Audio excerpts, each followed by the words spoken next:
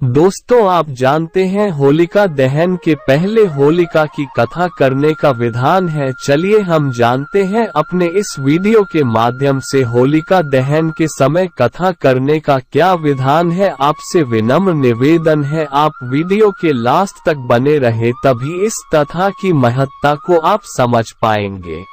किसी भी पर्व पर पूजा पाठ के साथ ही कथा का भी विशेष महत्व होता है। होलिका दहन के समय भी कथा करने का विधान है।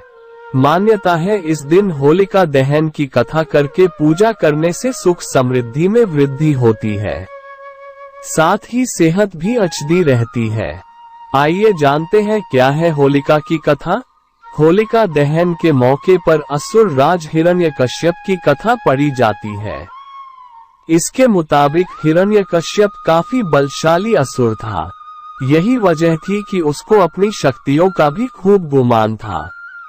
उसका यह अभिमान इस कदर बढ़ गया था कि उसने संपूर्ण प्रजा को उसे भगवान मानकर पूजा करने का आदेश दे डाला। उसने ये भी कहा कि अगर उसके अलावा किसी और भगवान की पूजा की गई तो वह ठीक नहीं होगा। असुर राज हिरण्यकश्यप का अभिमान इतना बढ़ गया था कि क्या प्रजा, क्या उसका अपना वारिस यानी कि बेटा, उसे यह नहीं पसंद था कि उसके अलावा किसी और की पूजा की जाए। लेकिन उसका बेटा प्रहलाद नारायण का परम भक्त था। वो हर समय श्रीहरि का नाम जपता रहता था। हिरण्यकश्यप को इससे काफी समस्या थी। कई बार उसे खुद समझाया तो कई बार अपनी सभा के मंत्रिमंडल को भेजा, लेकिन प्रहलाद पर इसका कोई असर नहीं हुआ। वह तो बस हरि भक्ति में ही लीन रहते। हिरण्यकश्यप के लाख समझाने के बाद भी जब प्रहलाद नहीं माने तो असुर राज ने दूसरी ही युक्ति निकाली। उसने अपनी बहन होलिका को बुलवाया। इसके पीछे ये कारण था कि उसे वरदान में एक ऐसा दुशाला मिला था जिसे ओढ़ने के बाद अग्नि उसे छू भी नहीं सकती थी। हिरण्यकश्यप ने होलिका को यह आदेश दिया कि उन्हें प्रहलाद को अपने गोदी में लेकर अग्नि में बैठना है, ताकि भगवान विष्णु का नाम लेने वाला प्रहलाद जलकर भस्म हो जाए, या फिर अग्नि के डर से वो हिरण्यकश्यप को अपना भगवान मानने लगेगा। हिरण्यकश्यप के आदेश पर होलिका अपने भतीजे प्रहलाद को लेकर अग्नि में बैठ गई। उस समय होलिका ने वरदान में प्राप्त वही दुशाला ओढ़ा हुआ था। ये सब कुछ देखकर भी प्रहलाद तनिक भी विचलित न हुए। पूरी श्रद्धा से वह भगवान विष्णु का नाम जपते रहे।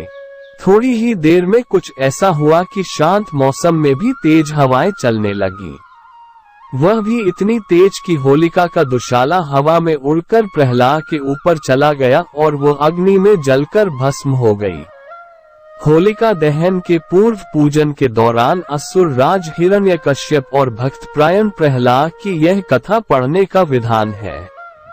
मान्यता है कि जो भी जातक इस कथा को पूरी श्रद्धा से पढ़ता या सुनता है, उस पर श्री हरि विष्णु की कृपा बनी रहती है। उसकी सभी मनोकामनाओं की पूर्ति होती है, साथ ही जीवन की सभी परेशानियां भी दूर हो जाती हैं। सुख समृद्धि का वास होता है। प्रिय दोस्तों, होलिका माता की कथा आपको कैसी लगी कमेंट बॉक्स में जरूर बताइएगा। अगर यह कथा आपको अच्छी लगी हो तो हमारे वीडियो को लाइक और शेयर करना ना भूले, और यदि हमारे चैनल में आप नए मेहमान हैं तो वीडियो को सब्सक्राइब करना ना भूले। वीडियो को पूरा देखने के लिए आपको बहुत बहुत धन्यवाद। जय श्री कृष्णा।